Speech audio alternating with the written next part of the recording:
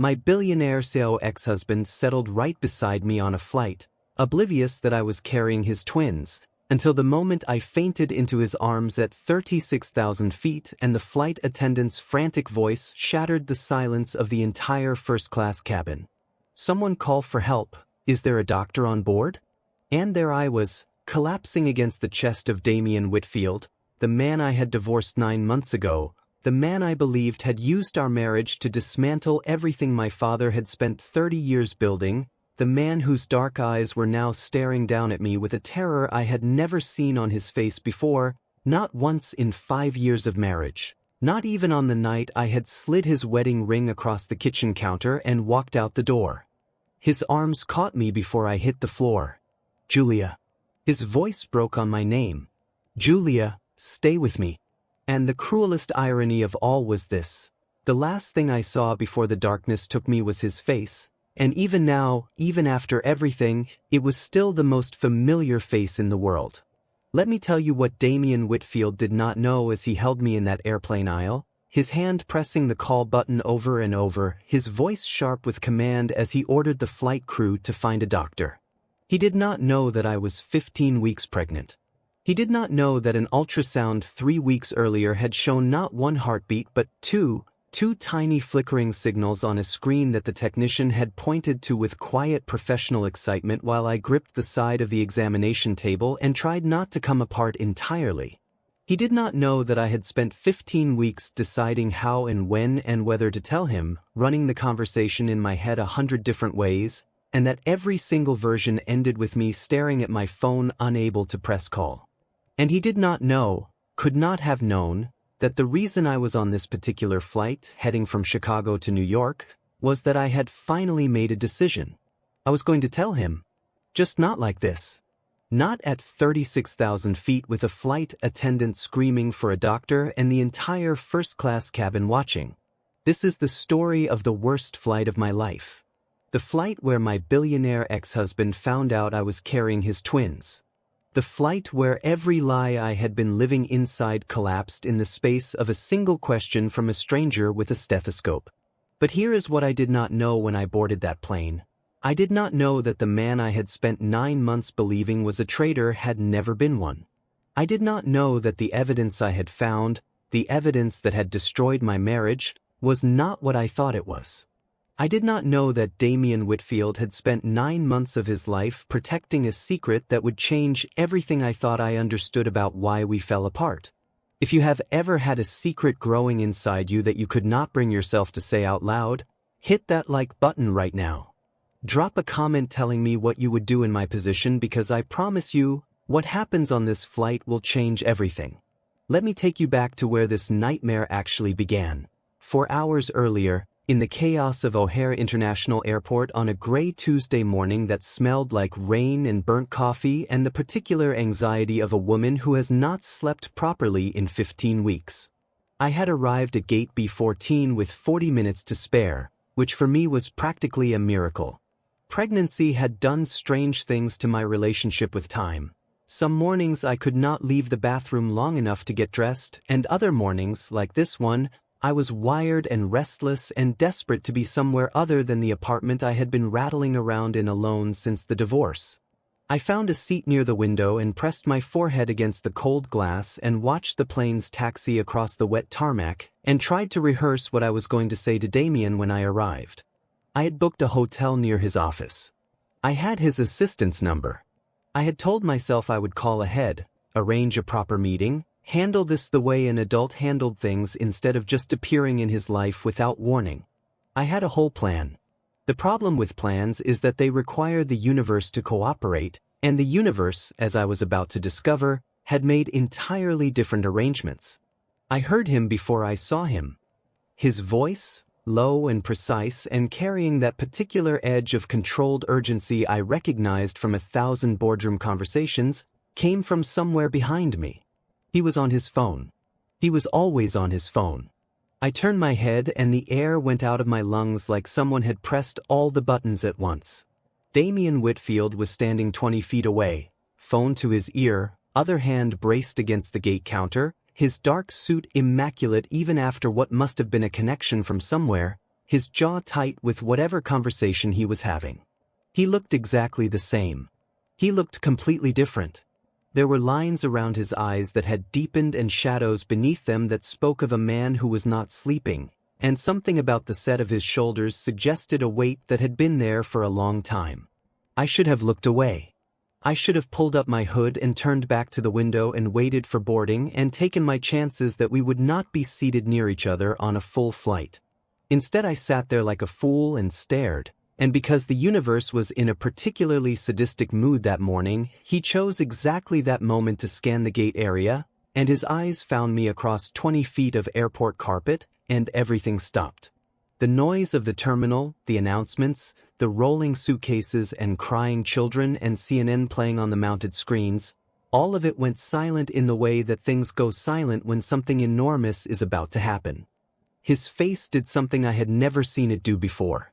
Every layer of composure he had built over years of running a billion-dollar company dropped at once, and for just a second, one single second, I saw the man underneath. Then it came back. The control, the stillness, the careful neutrality. He lowered his phone slowly and crossed the gate area toward me, and I stayed perfectly still because I could not decide whether to stand up or stay seated or simply cease to exist, which was honestly my preferred option. Julia. Just my name, in that voice that I had spent 9 months trying to unhear. Damien. I kept mine flat. Practiced flat. The kind of flat you spend 9 months developing when you know you are going to run into someone eventually and you refuse to give them the satisfaction of seeing you unravel. What are you doing here? Flying to New York. His expression did not change. So am I. Of course he was.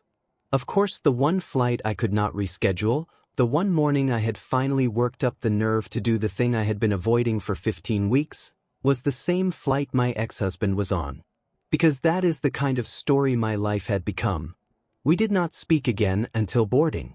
I moved to a different section of the gate and kept my eyes on my phone and ate the plain crackers I had learned to carry everywhere because the nausea came in waves that did not warn you before they arrived.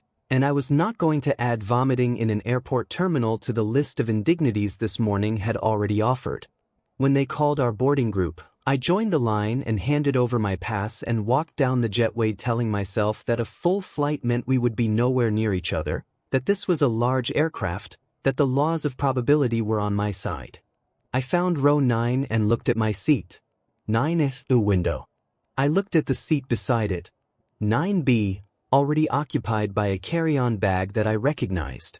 A charcoal weekender with a small silver monogram on the front pocket. DW.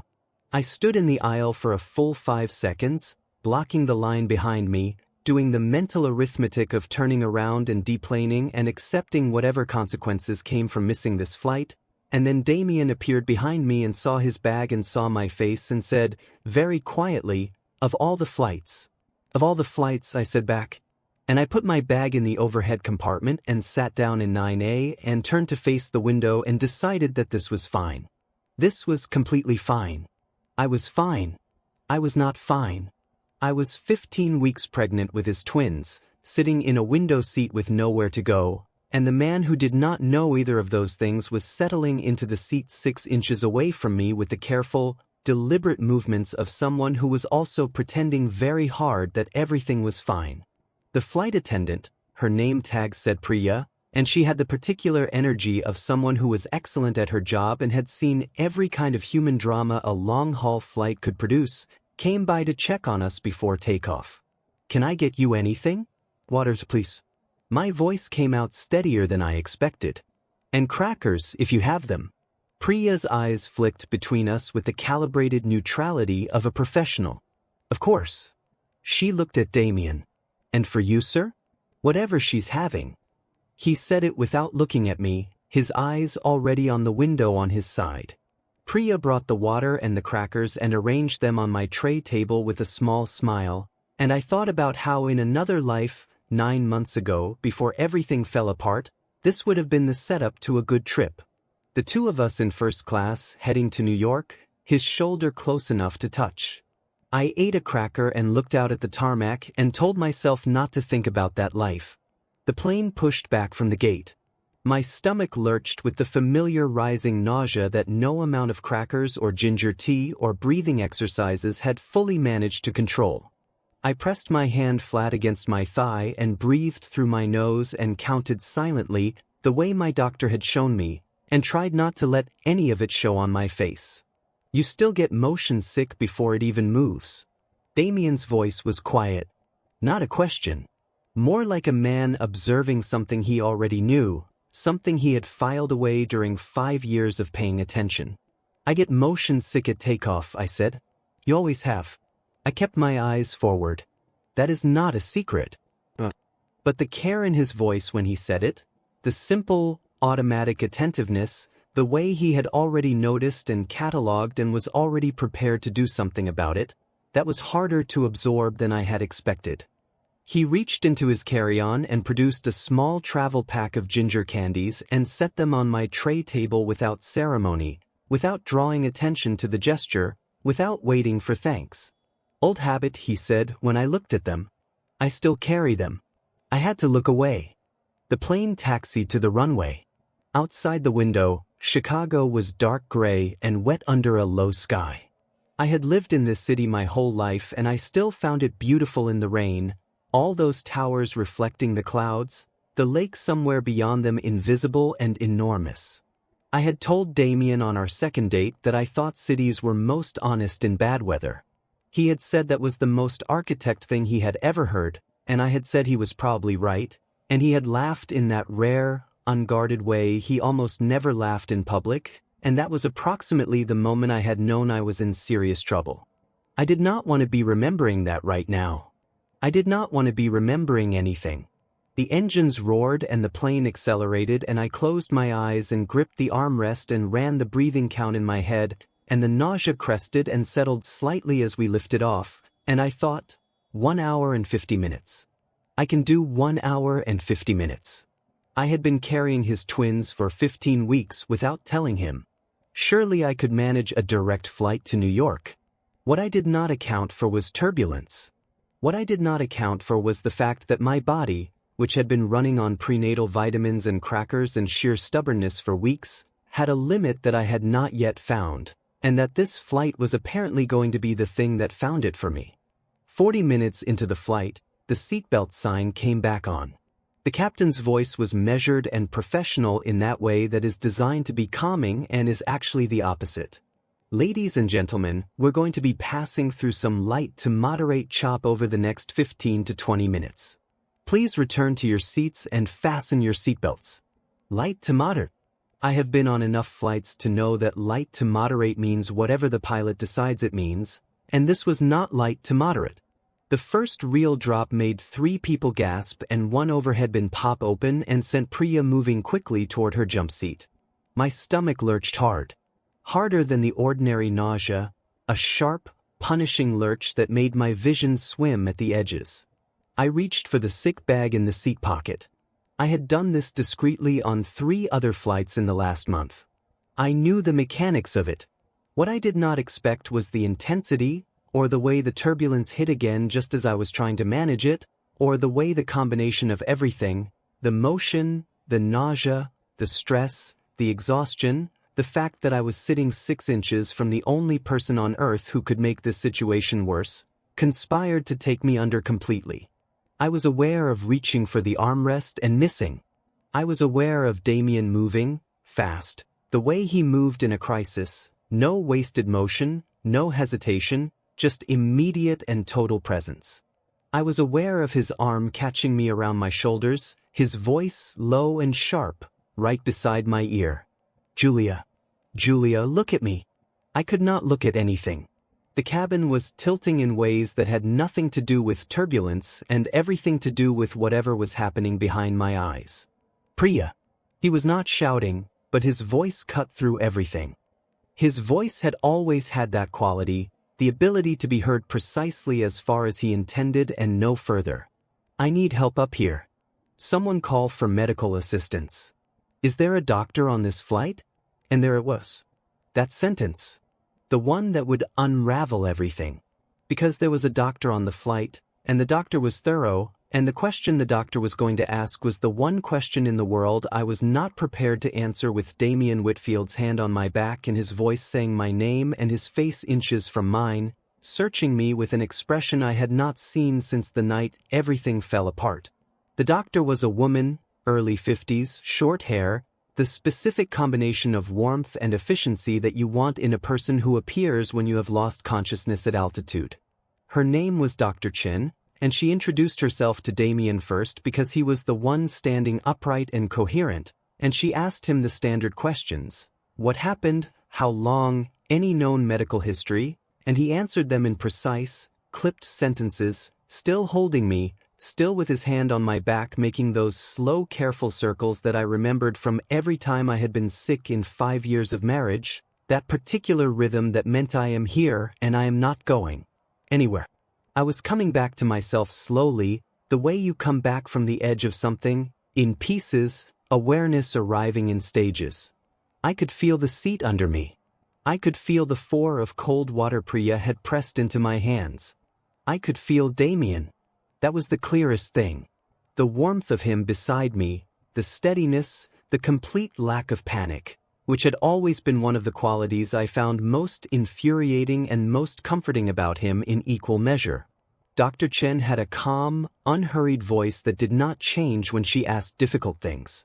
She checked my pulse and my eyes and asked me several questions that I answered in a fog, and then she paused and looked at me with the particular expression of a doctor who has arrived at a conclusion they want to verify before stating it. "I need to ask you a few more questions," she said. "Is that all right?" I nodded. "Any medications I should know about?" The question was routine. The answer was not. "Prenatal vitamins." It came out before I processed it. 3 words. Quiet, almost inaudible over the engine noise, but Dr. Chen heard them and Damien heard them, and I felt him go completely still beside me. Not tensed, still. The particular stillness of a man who has heard something that requires the whole of his attention and is giving it. Dr. Chen's expression did not change. She was professional and practiced, and almost certainly not the first doctor to be conducting this particular conversation at altitude.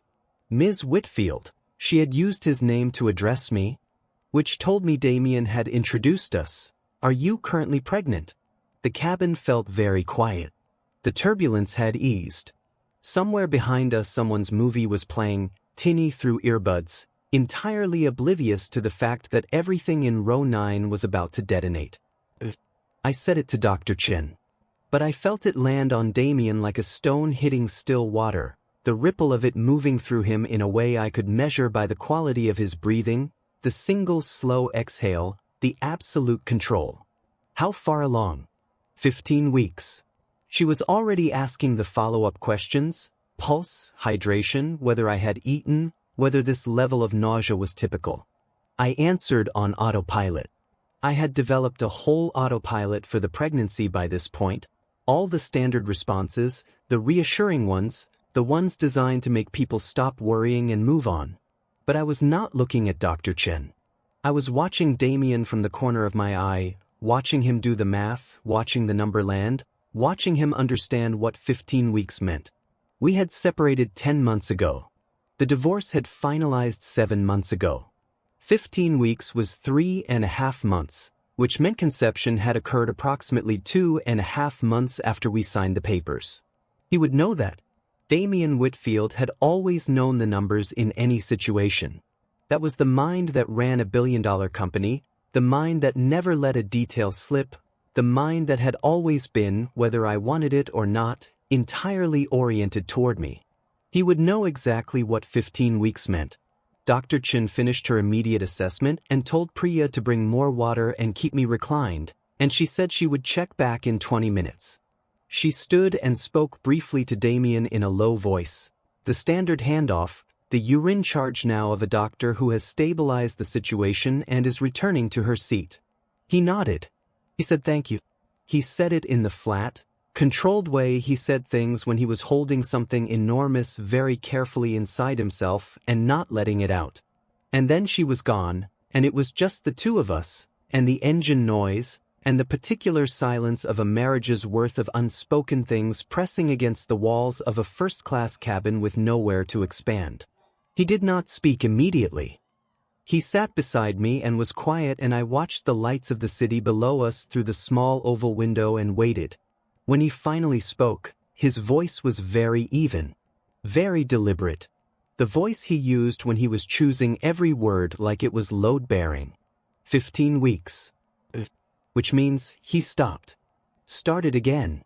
Which means you've been pregnant since before the divorce was finalized. Another pause. How long have you known? I looked at the window. Since about 6 weeks after the papers were signed. The silence that followed that sentence was the most uncomfortable silence I had experienced since the night I found the files on his laptop, which is saying a great deal, because that night had contained what I still believed was the worst silence of my life up to that point. 6 weeks after. His voice remained controlled, but there was something underneath it now, something I could hear the shape of even when I could not name it. So for approximately 9 weeks. He exhaled once, slowly. And you were not going to tell me. I was going to tell you. I was on my way to tell you. Today. He turned to look at me, and I made myself meet his eyes, which was one of the harder things I had done in recent memory. His eyes were the same color they had always been, this particular shade of dark that made everything he felt readable if you knew how to look, and I had spent 5 years learning how to look. What I saw there was not anger. It was rawer than anger. It was the face of a man who had just had something enormous happen to him in a space where he had no room to process it, who was holding himself together by sheer discipline because there was no alternative, who was hurt in a way that went deeper than any of the hurt from the divorce, because this was a different kind of thing entirely. I know how it looks, I said. It looks exactly like what it is. A woman who kept a pregnancy secret from her ex-husband for 9 weeks. I know. He was quiet for a moment. I need to understand why. I exhaled.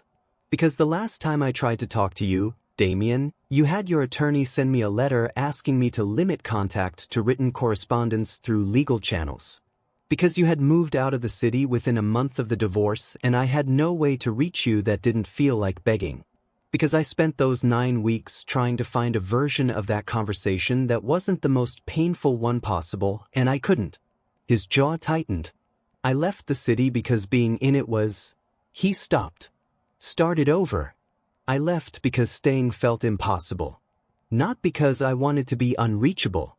If you had needed to reach me for something important, this is important, I said. I know that now. He closed his eyes briefly. I know. I should have made it clearer that I was reachable. I take responsibility for that. But Julia, these are my children. Whatever happened between us, whatever I did or didn't do, these are my children, and I had a right to know. I know, I said quietly. I know you did. And I'm sorry. He did not say it was all right because it was not all right, and Damien Whitfield did not say things he did not mean. He sat with it for a moment, and I watched him absorb the apology and decide what to do with it, which was always a process with him, never instantaneous. Then he said, in a different voice, quieter, the one he used when something had reached him despite his best efforts to stay behind his own walls. How are you? The babies? Are they healthy? His voice broke slightly on the word babies, and I felt something crack open in the middle of my chest. Both of them are healthy. The doctor said everything looks exactly right for this stage. He absorbed that. Then, both of them. The math again. The detail that I had not yet said explicitly, that he had apparently not processed yet despite it being right there in everything Dr. Chen had said. I looked at him. Twins. It was barely audible, less a word than a breath. He sat very still. Then he put his hands flat on his thighs and looked at the seat back in front of him, and I watched his face go through something private and enormous and carefully contained, and I thought, there it is. There is the moment he understands the full shape of what he did not know. Now here is where I need to stop and ask you something, because I genuinely want to know what you would have done. If you had just found out your ex-husband was sitting beside you on a flight, about to discover you had been carrying his twins for 9 weeks without telling him, do you tell him the rest? Do you keep the other secret, the bigger one, The one about what you found on his laptop, what you thought you knew, what you have spent 9 months discovering was not what you believed? Or do you wait and let the pregnancy be enough for one day? Drop your answer in the comments, and if you want to know whether I told him everything, whether the truth we had both been holding turned out to be the same truth or two completely different ones, subscribe right now, because what happens next on this flight changes every single thing I thought I understood about why my marriage ended. Let me tell you about the files. Because without the files, none of the rest of this makes sense. 8 months before that flight, 2 months before I filed for divorce, I found something on Damien's laptop that I was not supposed to see. We had been married 3 years at that point, and something had been wrong for the last one of them. Not wrong in a way I could name precisely, more wrong in the way that a room is wrong when something has been removed from it and you cannot immediately identify what a wrongness you notice in the negative space, in the small absences that accumulate. He had been distant, not absent. Damien was never absent in the practical sense. He showed up to things and answered questions and was present in the room, but the quality of his presence had shifted in a way I could feel and could not prove. I had asked him about it multiple times. He had told me he was under pressure. A complex acquisition, a difficult quarter, a situation in one of his international divisions that required careful handling. I believed him because I had no specific reason not to, and because I had always trusted Damien's word on things, which had been, up to that point, one of the constants of my life. And then I found the files. It was accidental.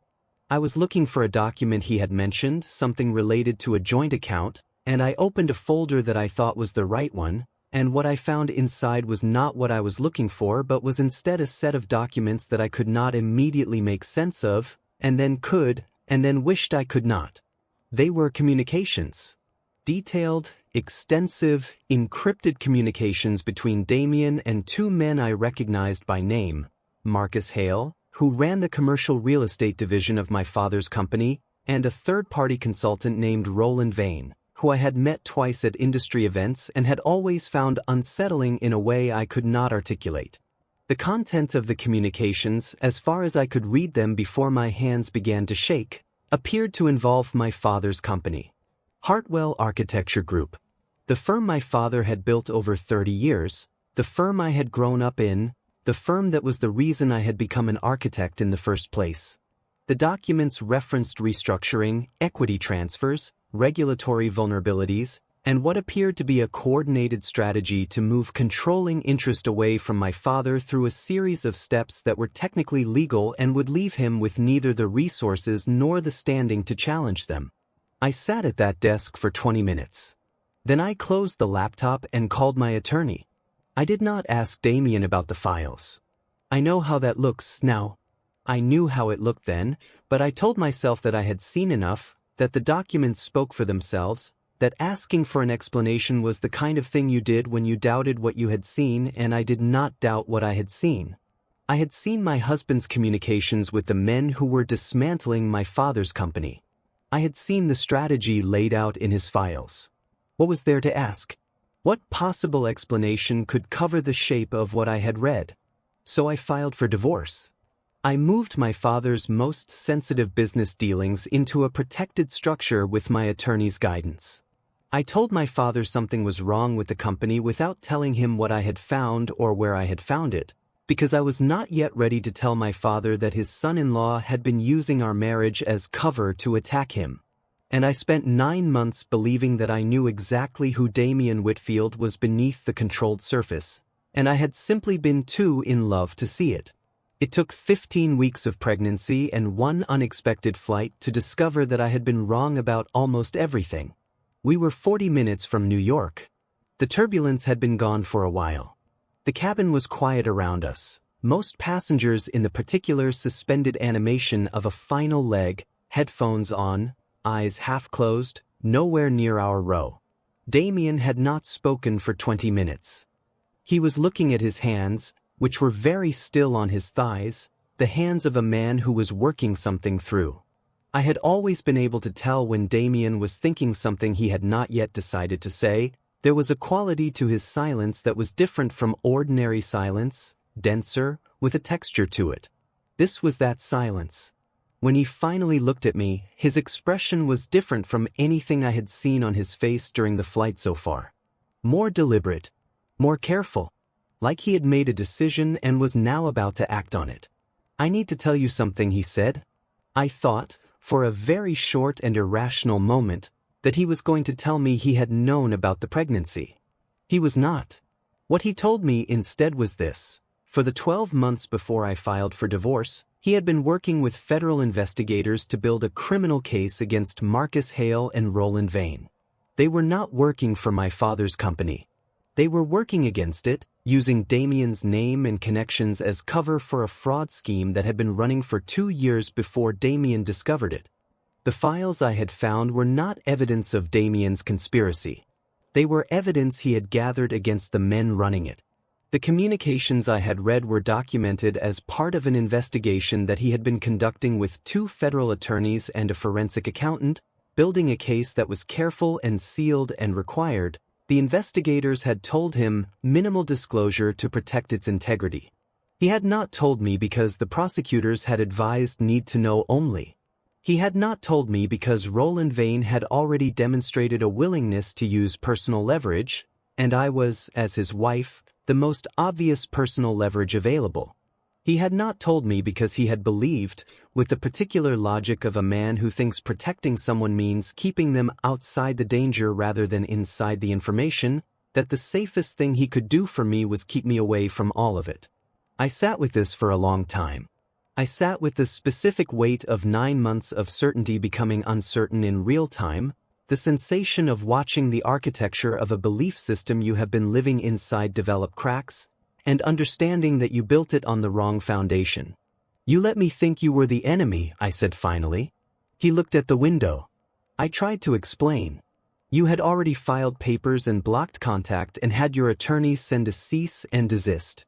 I had investigators telling me that any contact with people connected to the case could compromise it. I had Roland Vane's people watching my movements. I had no clean way to reach you that didn't risk everything we had been building for 12 months. So you let me go." His jaw tightened. "I did not want to. I need you to know I did not want to. But I also thought," he stopped. He was very still. "I thought if the case fell apart because of something I did, if Vane walked because I broke protocol to save my marriage, then everything my father-in-law had been put through would have been for nothing. I thought you were better off safe and angry than informed and in danger. And I thought, eventually, when the case closed, I could explain. Then I would be able to show you everything and you would understand."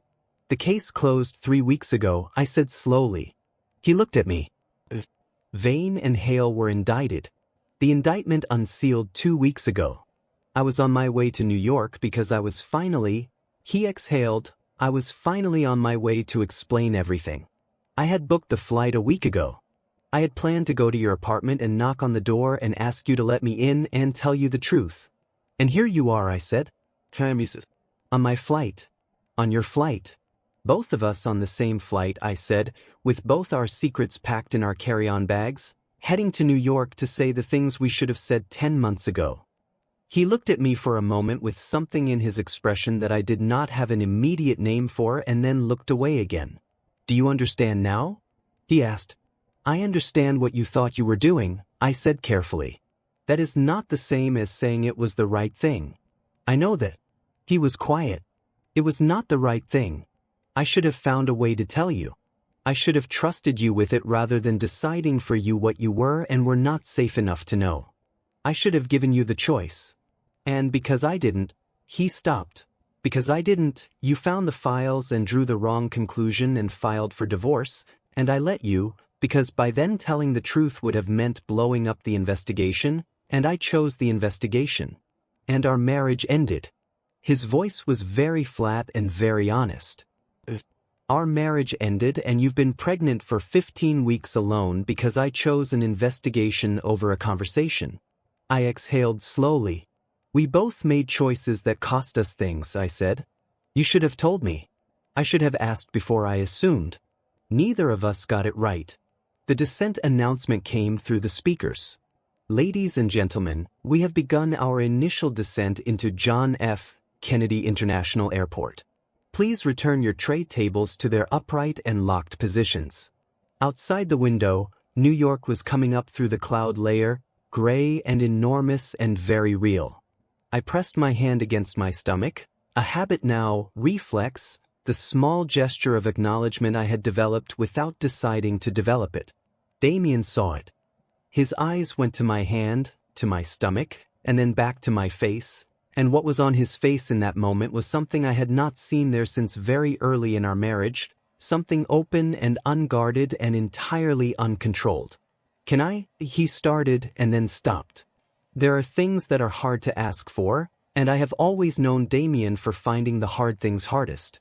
I moved my hand and took his and placed it where mine had been. We sat like that through the descent, his hand on my stomach, both of us looking out the window at New York approaching, the lights beginning to separate themselves from the cloud cover below us, a million windows, a million lives. And then one of the twins moved, a small flutter, barely perceptible, but I saw his face change in the moment he felt it, and I understood that the next part of this story was just beginning. We landed.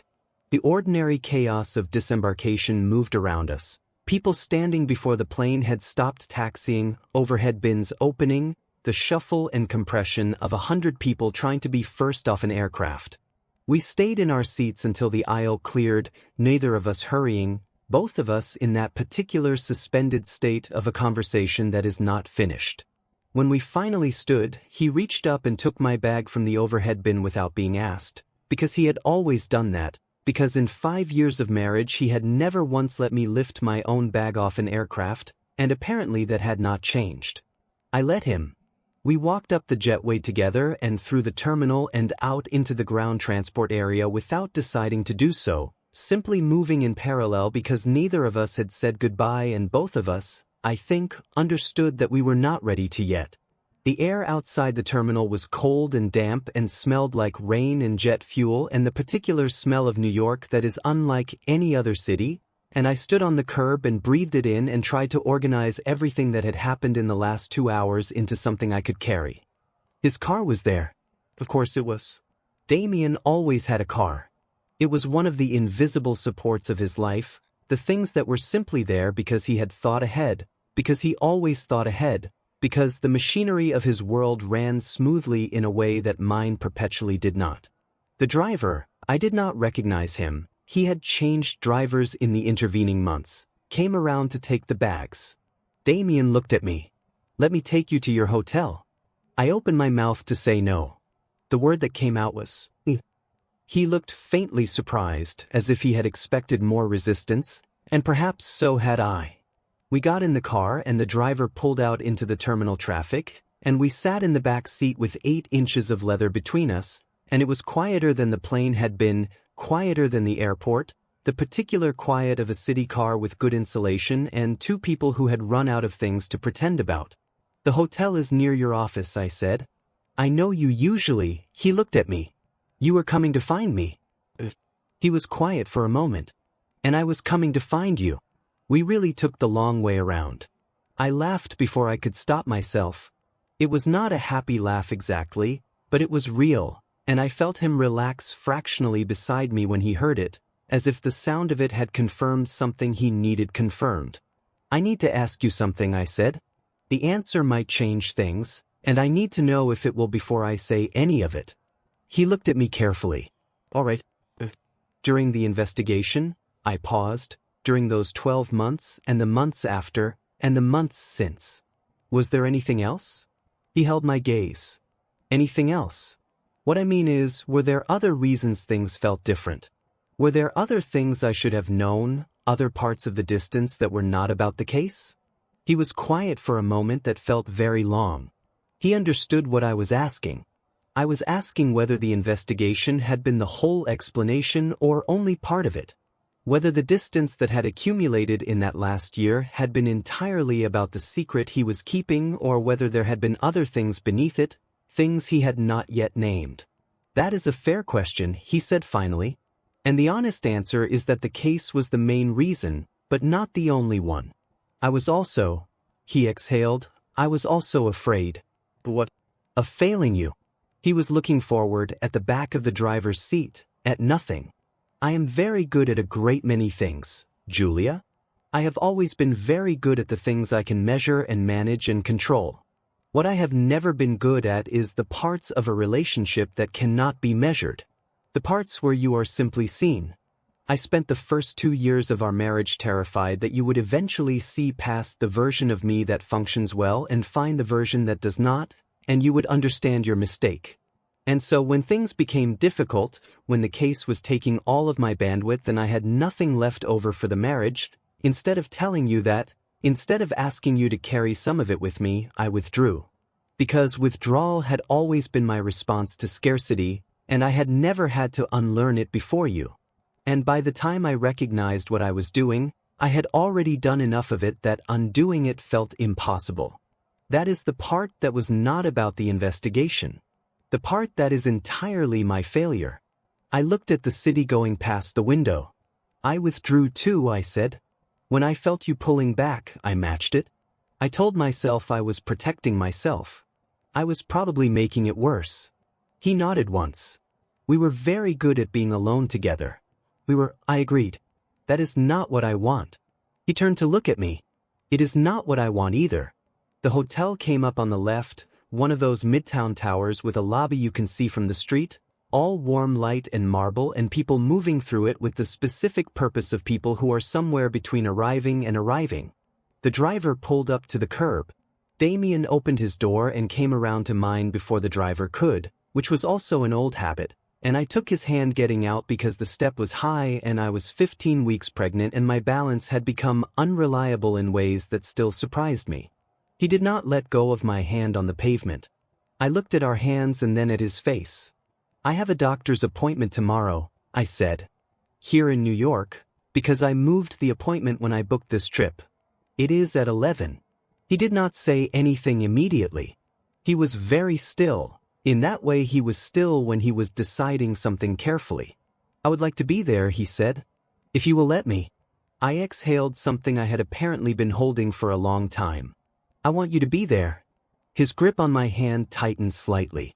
Then I will be there. I nodded. He looked at me for a moment, and the expression on his face was one I recognized from early in our relationship, before the careful composure became standard, when he still let things land on the surface where I could see them. It was a look that meant, I understand what this cost you to say, and I am not going to be careless with it. Can I come up? He asked.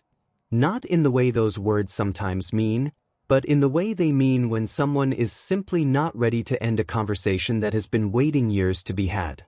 I looked at him for a moment. Yes, I said, but we are going to order room service and sit at the table like adults and keep talking. No skipping the difficult parts. He almost smiled. I would not dream of it. We went up. We ordered room service. We sat at the table by the window with the city visible below us, all those lights, all those separate lives, and we talked for 4 hours. Real talking, not the careful circling we had been doing for months at the end, not the strategic brevity of the legal correspondence after, but the actual kind, the kind where you say the thing you are afraid to say and the other person stays, and then they say the thing they are afraid to say and you stay. And you keep going until the food is cold and the city outside has gone from evening blue to deep black and you are both exhausted and wrung out and more present with each other than you have been in longer than you can accurately measure. He told me everything about the investigation, the full scope of it, the 12 months of careful accumulation, the fear of what Vane would do if he knew how close they were, the night he had come home and found me sitting at the desk with his laptop open and had understood in an instant what I had seen and what I had concluded, and had made the wrong choice about what to do next. I told him everything about the pregnancy. The 6 weeks of not telling him. The ultrasound. The twins. The 15 weeks of doing it alone and the particular exhaustion of that, not just physical but the specific weight of a joy that has nowhere to land because the person you would tell is also the person you are not telling. We talked about what we had both been afraid of in the marriage, the things we had withdrawn around rather than toward. He told me about his father, which he almost never discussed, The template he had grown up inside for what it meant to be competent and what it meant to be vulnerable, and why those two things had always seemed mutually exclusive to him. I told him about the particular fear that had driven the assumption I made when I found the files. Not just fear that he had betrayed my family, but deeper than that, the old fear that I had always been too trusting, that the people I loved were liable to be taken from me in ways I did not see coming, that love was a thing that ended when you stopped being useful. He was quiet for a long time after that. Then he said, "You were not useful to me, Julia. I want to be very clear about that. You were necessary. There is a difference." I looked at him across the room service wreckage. "What does that mean?" "Useful things can be replaced," he said. "Necessary things cannot. You are the only person I have ever met who makes me want to be better than what I am. Not because you demand it, but because when I am with you I can see the version of myself that is possible, and I am not willing to be anything less than that. That is not usefulness. That is something else entirely." The appointment was at 11 the next morning. He was there when I arrived, standing outside the clinic in a gray coat with coffee, decaf. He said when he handed it to me. I looked it up, and the expression of a man who had arrived early and was trying not to look like he had been there for 20 minutes already. He had been there for 20 minutes. I could tell by the way he was standing, the particular stillness of someone who has been waiting and practicing how to look like they have not been. We went in together. He sat beside me in the waiting room and did not try to fill the silence with small talk, which was one of the things I had always appreciated about him. He understood the function of silence in a way that most people did not. The ultrasound technician was efficient and kind, and she moved the wand across my stomach with the practiced ease of someone who had done this several thousand times, and the screen filled with that particular static and light image that I had been looking at for weeks and had still not entirely made real in my mind. 2 heartbeats. She pointed to each one in turn, both measuring right on track. "You can see them here and here." Damien had not spoken since we entered the room. I looked at him now. He was leaning slightly forward, his eyes on the screen, and his face was doing something I had not anticipated, something open and almost helpless, the expression of a man who has just seen something that has reorganized everything. He reached for my hand without looking away from the screen. I let him take it. The technician printed 2 copies of the image and handed one to each of us, and we sat in the waiting room afterward, not quite ready to leave, both of us holding our small grainy images of 2 lives we had made together in the particular stunned way you hold things that are too large for your hands. "So," he said eventually. I looked at him. He was looking at the image. "So, we have a lot to figure out." "We do." He looked up. "I want to do it right this time. I know what that means, and I also know that saying it is not enough. I know." He held my gaze. "I want to go to counseling. I want to learn how to do the things I could not do before.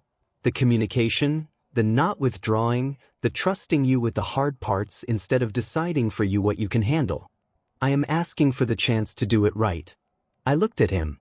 The man I had married at 28 and divorced at 31 and spent the last 9 months of the most significant year of my life being wrong about. The man who had sat beside me on a flight for 2 hours and heard that he was going to be a father to twins and had not run from a single moment of it. The man who had brought decaf coffee to a doctor's appointment he had not known about 48 hours ago. "You understand this is not a reconciliation," I said. "Not yet. Not until we've done the work and I trust the work and I know this is real and not just the situation making everything feel urgent." He nodded. "I understand. I'm not asking for reconciliation. I'm asking for the chance to earn it." I thought about it for a moment, genuinely, honestly, the way I had not thought about things clearly in months. Then I said, "We get a therapist we both agree on. We take it at whatever pace makes sense. You come to the appointments and we figure out the practical things. And we are honest with each other, completely, about everything. No more protecting each other from information. No more deciding what the other person can handle. Everything." He said, "Everything." I held out my hand. He shook it, and then he turned it over and held it, and I let him, and we sat there in the waiting room of an OB clinic in Midtown Manhattan on a Tuesday morning in November, holding our ultrasound images in each other's hands, figuring out where to start. What happened next was not simple. I want to say that clearly, because the version of this story that ends with a conversation in a waiting room and then a time lapse to happy ever after is not the real version, and you deserve the real version. We spent the first month in individual therapy and the second month in couples therapy, twice a week each, with a therapist who had the particular combination of warmth and refusal to let you get away with anything that I would eventually come to think of as the best money I had ever spent. Damien was not easy to work with in that room. He had spent a lifetime building the habit of composure, and composure is a hard habit to untrain, especially in front of someone who is professionally obligated to see through it.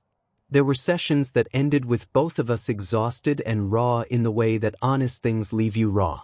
There were weeks where I drove home from his apartment and sat in my car and wondered whether I was doing the right thing. There were moments when the old fear came back, the one that said, "You are making the same mistake twice, you are trusting the wrong person again, you have not learned anything." Each time, I called my therapist. Each time, she asked me what the evidence said. And the evidence, when I looked at it clearly, said that Damien Whitfield was showing up. Every appointment, every session, every difficult conversation, he was showing up. The twins were born at 37 weeks. A boy and a girl, which neither of us had been expecting, we had not asked the gender, had agreed to find out when they arrived, a decision that had felt somehow symbolic of the larger project of not rushing things. Damien was in the room.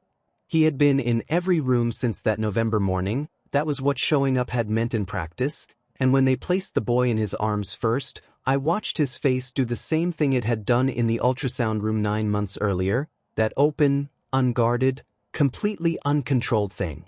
"His name is Felix," Damien said, to no one in particular, to the room, to the baby, to himself.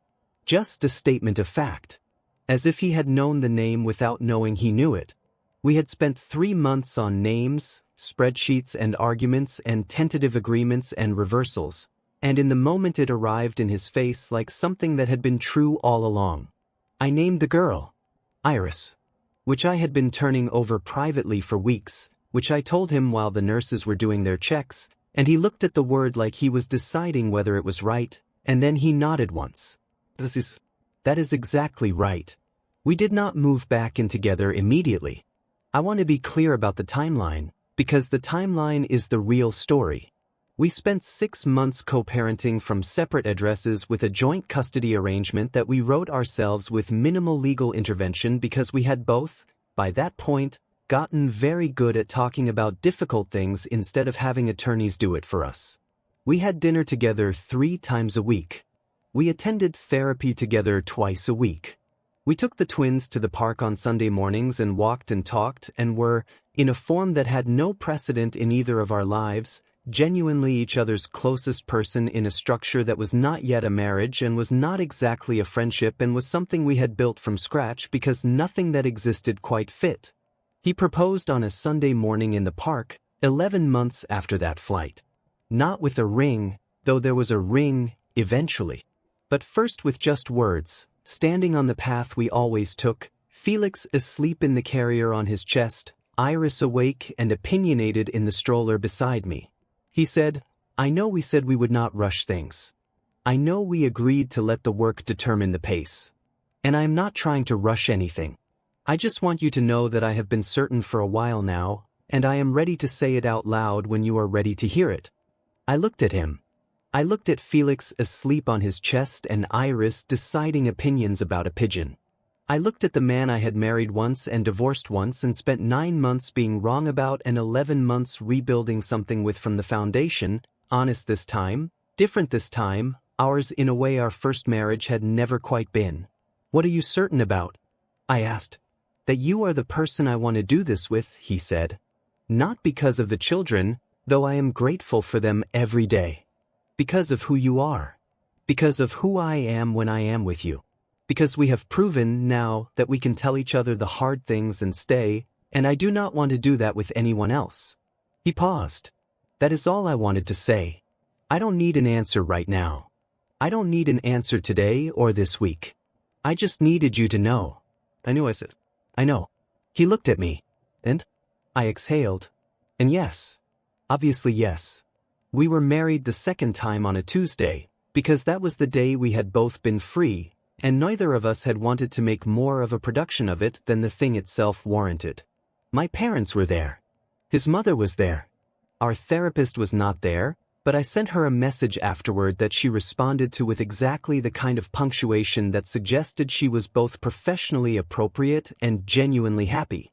The twins were in attendance in the arms of whoever was holding them at any given moment, Iris awake and managing strong opinions about the occasion, and Felix deeply asleep in the way he had been sleeping since birth, with the total commitment of someone who has decided that rest is a serious business. The vows were the ones we wrote ourselves, which took longer than either of us expected and were, we both agreed, better for it. Damien's ended with, I promise to tell you the hard things instead of deciding for you what you can carry. Because I have learned, slowly and at significant cost, that you can carry more than I will ever give you credit for, and that the greatest thing I can offer you is not protection from difficulty but the truth of it, alongside you always. Mine ended with, I promise to ask before I assume. I promise to stay in the room when the room is difficult, and to trust that you will stay in it with me. I promise not to make myself smaller to fit a version of love that does not require honesty, because I have learned that the love worth having is the kind that makes room for the whole truth. 3 years later, on a Sunday morning, Felix and Iris are 5 months away from turning 3, and they are, objectively, the most opinionated small people I have ever encountered. Felix has Damien's precision and my stubbornness in a combination that is genuinely challenging. Iris has my instinct for detail and his refusal to be redirected, which also presents challenges. They fight over things with the total commitment of people who have never experienced scarcity and therefore cannot explain why they need the specific thing the other person has, only that they do, intensely, right now. They are extraordinary. We are sitting in the kitchen on a Sunday morning, all 4 of us, the particular domestic chaos of a family that is still figuring out its rhythms and has largely made peace with the fact that figuring out is the rhythm.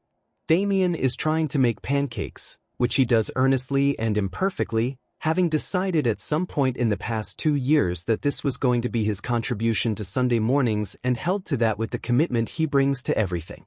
Felix is supervising from a height that should worry us more than it does. Iris has opinions about the syrup. My mother called this morning, which she does on Sunday mornings, to say good morning and ask about the children and tell me something she read that she thought I would find interesting. Today she asked, as she sometimes does, how we are doing. Really doing, she clarified, because my mother understands the difference between the answer you give people and the real one. Really well, I told her. She was quiet for a moment. I'm glad, she said. I always thought you two were the kind of people who needed to learn each other the hard way. I don't know whether to take that as a compliment, I said. Take it as the truth, she said. Some things have to be broken before they can be built right. And I thought about that flight. I think about it sometimes, the particular conjunction of accidents that put us in those seats on that day, the canceled flight and the rebooking, the boarding pass that put him in 9A and me in 9B, the turbulence, the doctor, the 3 words that came out before I could stop them. Prenatal vitamins. I think about how close I came to staying silent for the whole flight, to getting off the plane in New York and finding another way to do what I was trying to do, and how different the story would have been. Probably slower. Probably more deliberate. Probably less nakedly honest in a way that turned out to be the thing that made everything possible. I believe in plans, but I have learned to leave room in them for the accidents. The accidents, in my experience, are often the story. There is a question I get asked sometimes, now that we talk about this, by friends who know the history and by people who hear it at some remove and want to know the single thing, the real thing, the answer that explains how you come back from that much distance and that much wrong conclusion and that much time. And the honest answer is that there is not a single thing. There is a series of choices, repeated every day, to be honest when honesty is the harder option, to stay in the room when leaving would be easier, to ask before you assume, to trust that the person you are building something with can handle the truth of you, All of it, the parts that function well and the parts that do not, the parts you are proud of and the parts you are working on. That is the whole of it. That is the answer. It is ordinary and it is relentless and it is, I have found, entirely sufficient. Damien is calling me from the kitchen because the pancakes are ready and Felix has developed a new and urgent opinion about the seating arrangement and Iris has taken the syrup to a location that has not yet been identified. I'm going to go be in that room. If this story reached something in you, if you have ever held a secret too long, or made an assumption that cost you something real, or wondered whether a thing broken badly enough can be rebuilt into something worth keeping, I want you to know, it can. Not easily. Not quickly.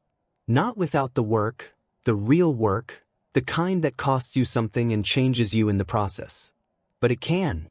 Subscribe to Lux Love Chronicles if you believe in honest love and the long way around and second chances built on something better than the first time.